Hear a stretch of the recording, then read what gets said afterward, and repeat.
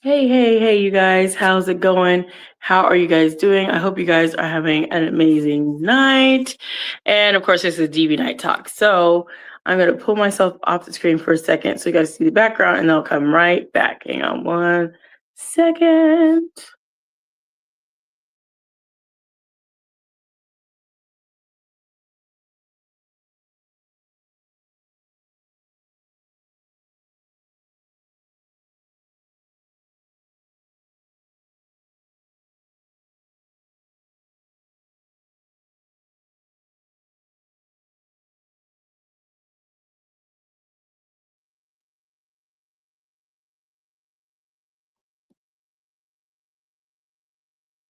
Okay. Hey. Back again. So I wanted to just get on here because I was like, you know what? Oh, here we go. Here I am. I might have to change myself and let myself be a little bit a different spot. Hang out again. Let me just get myself in the right spot. Okay, here we go. I don't know what I do with myself. I think my daughters have been messing with some of my things. So I was gonna be doing some coloring of some unicorn stuff, and I don't know where she's moved. My stuff is moved. I guess we'll find it in a little bit. I know what they did with it. But anyway, I wanted to get on here and just talk very briefly about something that I saw today on, of course, I saw it on Facebook, but I was really excited about it. And hopefully, I'm hoping that all of the United States will pick this up. But Tennessee is going to be the first out of all the states to start a domestic violence registry, a DV registry. And I remember I was talking to my friend. I was like, we need to have a DV registry. And he was like, oh, I don't know. It's not, I don't know if it's a crime. It is a crime. Domestic violence is a crime. And most of the time, the crime is perpetrated against women. Now, men get it too. We're not going to get twisted. So it looks like they'll be putting it together and it's going to come. Hello. How are you guys doing? Welcome. So, hello, welcome. So it's going to be in Tennessee, and they are going to be releasing it and starting it January 1st, 2026. I'm kind of excited about that. I'm glad you're doing good. Thank you for being here. So some of you may have not heard about that, but it's called out in Tennessee Savannah's law. So I am hoping that the rest of the United States will pick that up.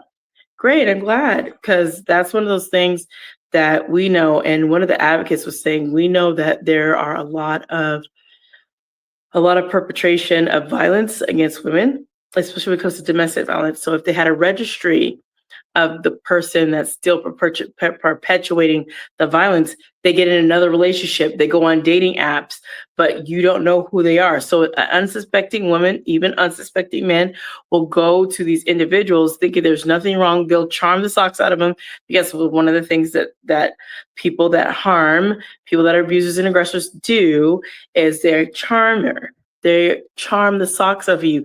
By the time you get involved, they don't just start like you guys think. Some people think, oh, well, they were like that in the very beginning. They were doing the abuse and they were doing all the things. That is not necessarily how it happens. And I can tell you from experience, because I am a survivor of domestic violence, he didn't start like that. He never, and I'm going to say this 100%, he never put his hands on me while we were dating. Not even to hit me, shove me, attack. Never. I can recall all the dates. He was super kind. He was super sweet. He was super charming. He was a gentleman through and through. And it wasn't until we actually got married, that then things started to change. Like, there were hints of little signs, but once you're married, it's a little bit more challenging, right? Because you can't just walk away. Like, it's almost like they know that, well, he knew, like, even if you're dating, you can still leave me. Even a fiance, you can still leave me. Now, when you're married, it's a lot harder to leave me, because you're going to have to go through the court system, and you can't just, you know what, I'm done with you, just walk. You can't just do that, right? It takes a lot of legal actions to get that thing taken care of. So when I was thinking about that, I was like, oh, wow. Okay. And I said, we need a DV registry. Like my mind was thinking about that this entire time. We need a DV registry in every single state with pictures, date of birth, name, the convictions that happened. Because for me, my ex-husband had a lot of domestic violence that happened on his first marriage and his first wife, unsuspecting me. My mother did a background check and saw all this stuff. Okay. Colorado doesn't play with domestic violence. But when I was looking, I was like, okay, well, maybe he's done with that. No, the patterns of behavior don't change. But see, you don't know that until you actually get into it.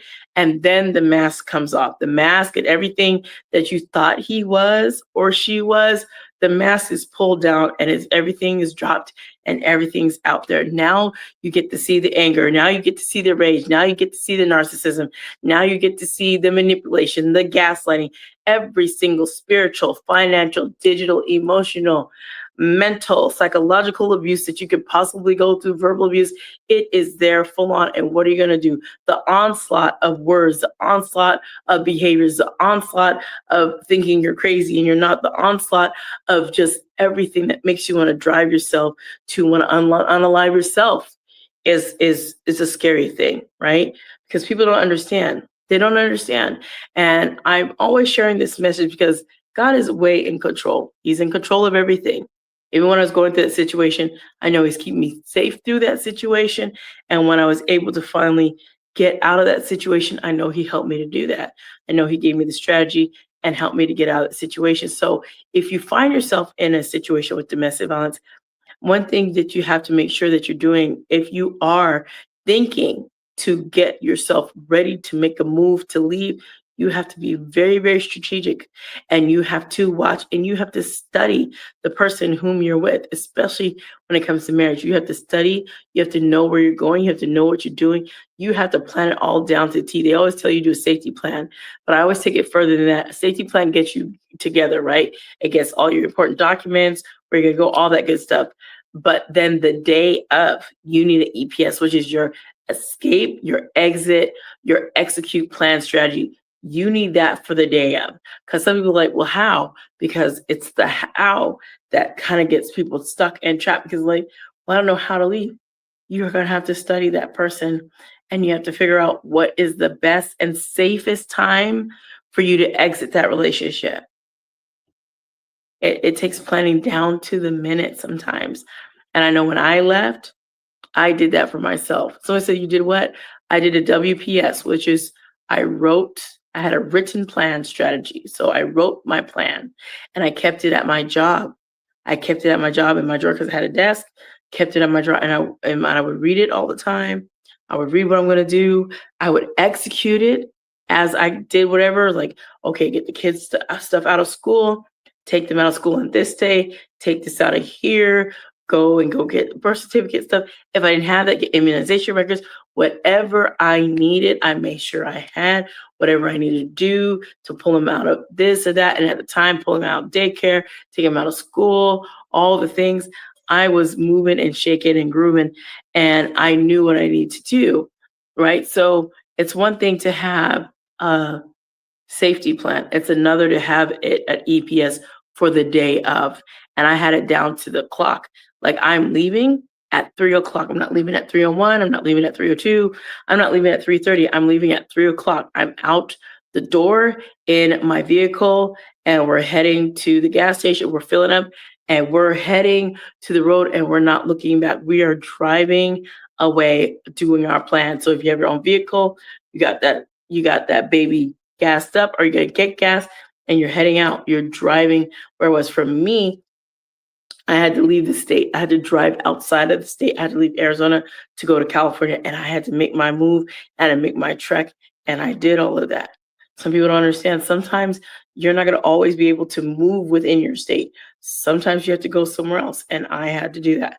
My kids had to do that. They had to be in a different school. They had to leave the school that they were at, and they had to go somewhere else, and they didn't even want to go. I remember my daughter was young, and she's like, I don't even want to go to California.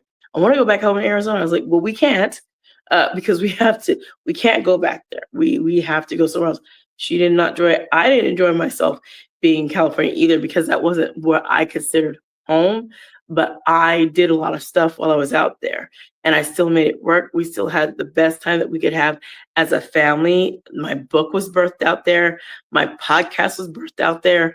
All those things that I was doing, I was working. I did all of that out there. And then all of that came here with me. So all the work and the time and all of that stuff, that's what I had worked on out there. And I was very focused and the Lord was helping me do all of that. So I'm just very, very excited and hopeful that other states will pick it up too, that it could be a national domestic violence registry. Because one of the things that you understand is that people that go through domestic violence, if they have someone that's able to jump from state to state, that's a challenge to give somebody a restraining order or an order of protection. You can't put an order of protection on someone if they're in a different state. That doesn't work. It definitely doesn't work. Ooh, I knocked something down. It definitely doesn't work. And if you try it, you'll find that it doesn't work. You can't get an order of protection going to another state where there's no crime has been perpetrated. You're going off a crime that's been perpetrated in another state. So say someone did a crime in Idaho. Well, you can't go to North Carolina and say, hey, put an order of protection on them over there. Well, they didn't do nothing here. So why would we put an order of protection over there? You came from Idaho. That's an Idaho problem. That's a jurisdiction over in Idaho. North Carolina ain't got nothing to do with that. And I'm telling you guys from experience because I had that happen to me. Because when I left and I was trying to tell people in California, the people in the legal, I was like, hey, could get restrained. I was like, actually, you really can't. No crime happened here. Did he hurt you here? No. Okay, well then we can't do that. Like there's no legal thing that you can do for us to put an order of protection. We can write it down, we can make notes, but other than that, I was like, so I have to wait for him to commit a crime here. Well, if he hasn't committed one here, what can we do? And then he kind of did by doing stuff, and then he skirted out because since he's a truck driver, which also makes it challenging if you have someone that works in the traveling kind of industry or one where they're going to be back and forth. I don't know. It might be challenging to do it on someone who's like a pilot or someone who is a flight attendant because they're here and they're everywhere. So, I mean, certain industries of field, it might be challenging to even get an order of protection or to serve them with papers or documentation because they're all over the place, right? It takes a minute. I know it took a minute for me because the person I was trying to serve, my ex-husband, he was all over the place. He was not around. So if he even came to California by 2/2, he's gone. He's in Texas. And if you try to catch him in Texas by 2/2, he's back over to Washington. Or you think he's in Washington? No, he's in Oregon now. So you think he's in Oregon? No, he's gone to New Mexico. By the time an order of protection or anything would be made, you can't do anything because who's going to serve him? Who's going to go from Arizona, go serve him in Washington or go serve him in New York where he's dropping and loading his truck off, or go serve him over there in Georgia, or go serve him. They're not chasing him down like that, right? They're not doing that. But if you have a national domestic violence registry, every state will know who's who. Like, oh, I've seen your face. So you've been convicted of domestic violence a few good times here in Colorado, here in Arizona, now here in California. Oh, you're a repeat offender. You like being domestically violent to women, huh? Okay, and we see your picture. See, that's what needs to happen, right? And of course, they're vetting every single person to make sure, because there are people that will like, oh, great, there's a domestic violence registry. I won't put you on it because you're not with me anymore, so I won't make you hurt. So also making sure that they vet and make sure those people that are on there correctly and on there rightfully, and not someone who's trying to say they need to be and lie on them and say that they went through domestic violence when they're just really angry that the person's no longer with them. Because we have people that do that. Sad to say, we have people that will lie and say, oh yes, this is what happened. And they're just mad and upset that the person's moved on, but they just want to really mess up their lives. There are people like that. But not every situation is that case. So I share that because they're like, yeah, well, same time, I was like, okay, this is what I wanted to share because I haven't done a DV Night Talk over here, and I had the emoji hand like this because I was going to put something else up there. So the emoji hand is going like this is not for the DV registry, first of its kind. It's actually for the other part that I was going to put on there, but I didn't have enough space. Was I had to block my brother off of TikTok. And I recently had started getting on TikTok and being consistent doing my lives at night. But every now and again, he would pop up into my lives. And it would be very disturbing. And for me, when I'm doing my lives or when I'm doing whatever it is, whatever content I'm doing, I feel very uncomfortable when my family members are there because it's almost like I can speak freely, but then I can't really speak freely, right? Because for some reason they're there and they're not there for purposes of let me support what you're doing. They're there to either siphon information, try to figure what's going on, or take information back to other family members.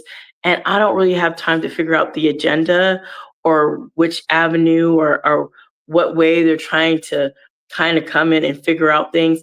And tonight I went on live because I went on early, and here comes my brother again. He didn't go on my live last night because I fell asleep. I was tired. But the night before he was on, and a couple of nights before that, he was on there. See, when you are done with people, that means you're done with them. And my brother and I haven't talked for years. We just haven't talked for years. And when I saw him, I called his whole name out. I was like, Stephen Hanna Jr., what are you doing here? What do you want? Why do you keep coming in my life? What do you want? None of this domestic violence or anything that I've gone through has to do with you. None of it has to do with you. My kids don't have anything to do with you. Like anything that I'm doing, any events that I've done, nothing that I'm talking about, any of my content, my book, my everything, my podcast, none of it has to do with my brother. None of it. He's not included. If anything, I'm just talking about how my family members are, how I've dealt with them. But for the entire time, I just kept asking, what do you want, Stephen Hanna Jr.? Why are you in my life? What do you want? I don't understand why you're here. Why are you stalking my content? What do you want? At that point, I had to end my life. Now, I would have not necessarily done that, but he was disturbing me. So like, I can't focus. And I can't focus when someone's in my life deliberately. And it's a person I know. This isn't a person I don't.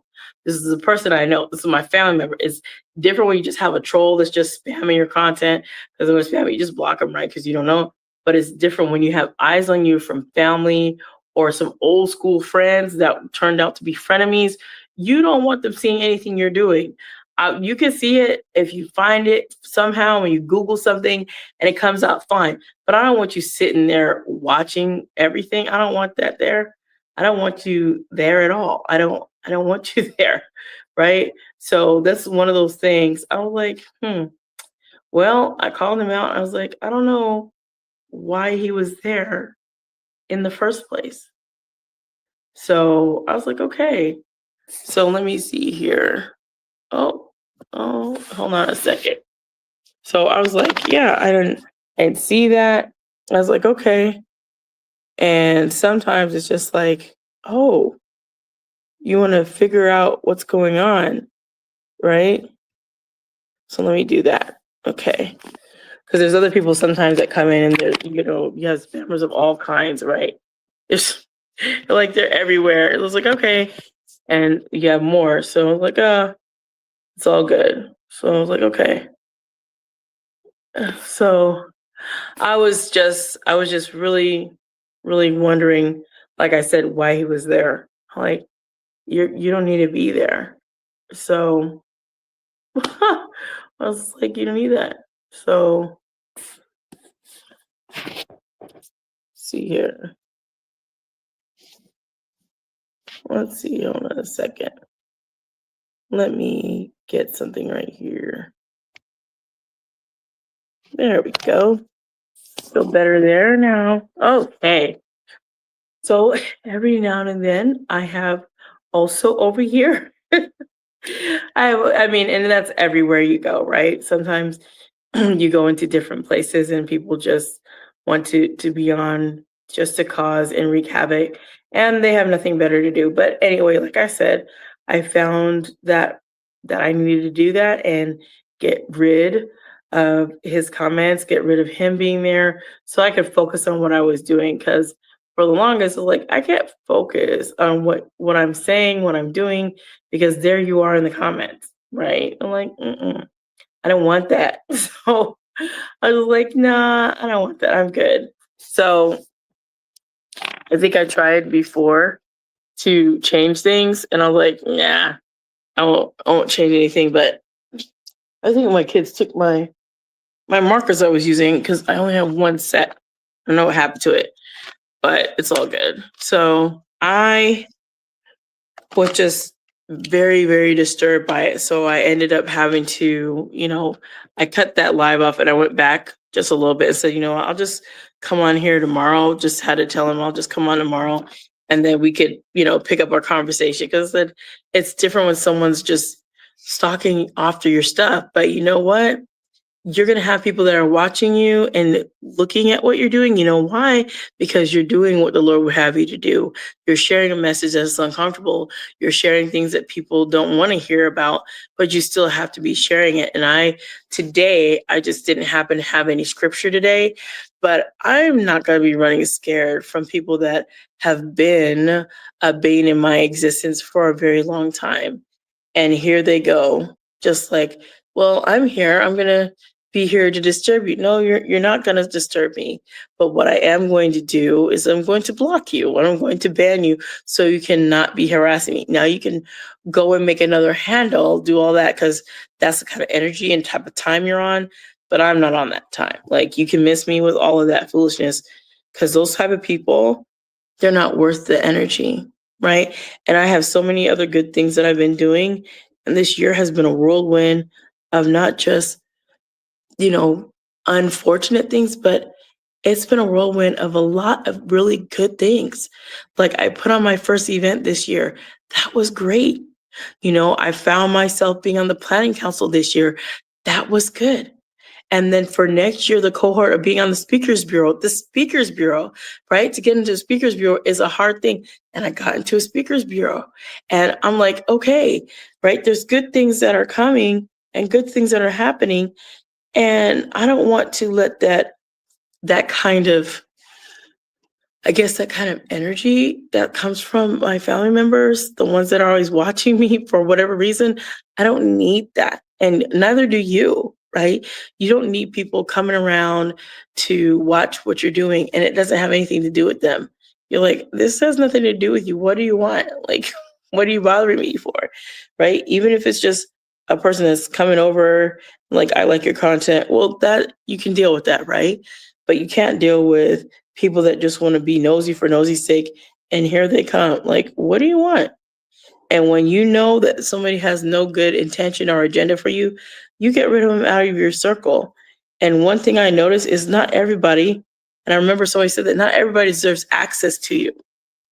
And there's some people that think because they've known you for a certain amount of years that they deserve to maintain access to you. Because, well, I've known you since high school. So we don't, what does that mean? Does that mean I'm supposed to, what? What does that mean exactly for me? It doesn't always mean like we have to really engage for real. It doesn't always necessarily mean that. And sometimes people don't understand that. Like we might have had time before where, yeah, once upon a time I was in your life, but now times have changed. And I'm just using that as an example, right? Because it could be anybody. It could be friends from your past. It could be coworkers. They're like, hey, I thought, we could reach out and hang out. Like, nah, I don't think that's a good idea. I think I'm good. I'm good on that, So when you find spammers, you just take care of them and you don't let them disturb you and you just do what you have to do. You might need to take a breather, stop and take a pause, right? And remember to be still and know that I am God from Psalm 46:10. He's God and he's got you. He's God and he's got the situation. And I'm just like, okay, Lord, I don't care if he was watching, but you know what I'm going to do? I'm not going to keep playing the games of what are you going to be doing in here. Every time I go live, here you come. For what purpose? What purpose are you here? What are you trying to find out? What are you trying to see? Right? There's something that you want. And sometimes people don't try to tell you what they want. They just want to watch you to see if you'll just give them whatever information they're trying to get out of you, which is weird because they won't ask you. Like, why don't you just ask me? You're telling me what you want, or why are you here? Or if you're trying to establish a relationship again, as family members, then say that. But you're not saying anything, which makes me suspect of you, which makes me want to just block you. You know.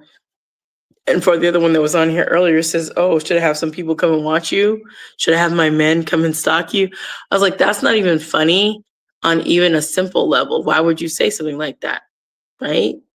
Why would you say something like that? Because your intention is really just to cause chaos. And when someone's causing chaos and there's no peace, you know what kind of time they're on, right? The enemy is using them and they don't even know they're being used just to cause dissension and confusion and create distractions that are unnecessary. So once again, I'm really thrilled that Tennessee is doing something to have a domestic violence registry called Savannah's Law. That's why they started it, because of that.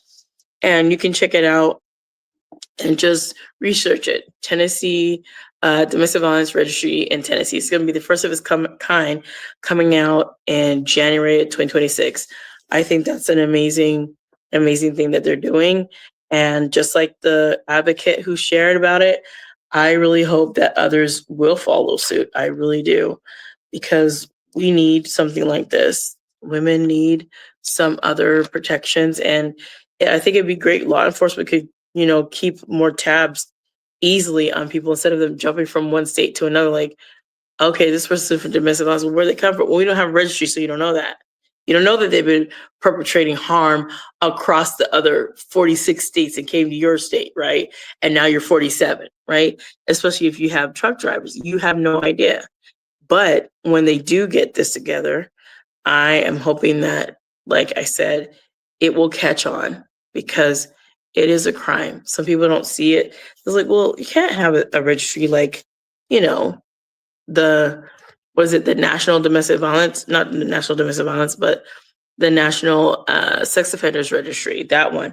I was like, well, if they're doing crimes against women, and if it's men too, but if they keep doing crimes against women and they keep having multiple convictions of that, something somewhere should be done to kind of keep tabs on that, because now these people go and they go into these dating apps and they go into these chat lines and things, and these people are there and they have a ton of prior history of domestic violence. Does that person know they have a ton of history of domestic violence? No, but there should be somewhere where you could check, like, are you in the domestic violence registry? Let me check. And scroll on down, like, oh, okay. They don't have to know, but I think that's a great step that they're doing, that they would have to sign up for the domestic violence registry. I don't know if they make them sign up or Tennessee has to sign them up, but either way, it's one of the best steps I've seen moving forward into something that's national. Because I think one of the problems for domestic violence is it is a huge problem in the United States. It's a huge problem everywhere. But in the United States, people are able to run and go other places. And so when they go other places in the United States, those states cannot cooperate with what's going on somewhere else, because no crime happened there. So it makes it challenging. It makes it very challenging for people to try and help someone that might be going through domestic violence if they know that person's just going to jump and run to another state because they found a border state to run to. So there they go. Or they found a state that, oh, I could go here because I don't have any history here. Meaning all the while they're trying to do that is avoid their whole situation of why they're even doing and committing domestic violence against people. They won't focus on, why are you doing that? That's not right. Why are you doing that to that person? Right? And that needs to really help people to change their ways and how they deal with people through domestic violence. So I'm glad I came on to get that off my chest, because I just wanted to talk about it. And I wanted to talk about my brother too. Like, it's unnecessary for you to be on my life. It's unnecessary for you to be around. It really is. So unless we have some dealings, unless a family member passes away, what do you want? Right? So I'm going to get out of here. I hope you guys are going to have an amazing and great day. And yeah, don't let anybody continue to harass you online and even off, but online for sure, because you don't need anybody while you're trying to do whatever it is, whatever the content is. It doesn't even matter. You want to feel comfortable speaking your mind. You want to feel comfortable being free enough to share whatever the Lord's laid on your heart, and not have your mouth be bound in bondage because here people come and you don't really have the freedom to say what you want to say, because you know they're going to run back and tell other family members. You don't need those problems. So I just want to encourage you that if you do have family members like that, just take it easy, stay away from them, right? But at the same time, know your worth, know your value, and just keep it moving. And like I said, I'm super excited that Tennessee is going to be the first one to have a domestic violence registry. I can't believe I was talking about that, and now a state has done it. That's good. And hopefully that'll be a step in the right direction for all the other states to jump aboard and do that in their own respective states. I hope it comes here in Arizona, because we would need that. Arizona, California, and Colorado first. Let's do those guys first. But I hope they do, because it's really important. And domestic violence is a very serious issue. And it'd be great if we can really push this so that everyone can feel safe and also have the ability to know before they get involved with a person, oh, you're on the registry. I probably don't need to be involved. You know what I mean? So I thank you guys for being here. Remember, a big kiss from me to you. I love you with the love of Lord Jesus Christ. But I always want you guys to remember to be blessed, motivated, and always inspired to do what the Lord lays on your heart. So you guys take care. Thank you guys for tuning in. I appreciate it so much. Remember, I will be getting back into my DV Night Talks. I had to take a break because I was doing my lives, but I'll get it back. I will get it back, of course. So I will talk to you guys again soon. You guys take care and have a blessed rest of your night. Bye now.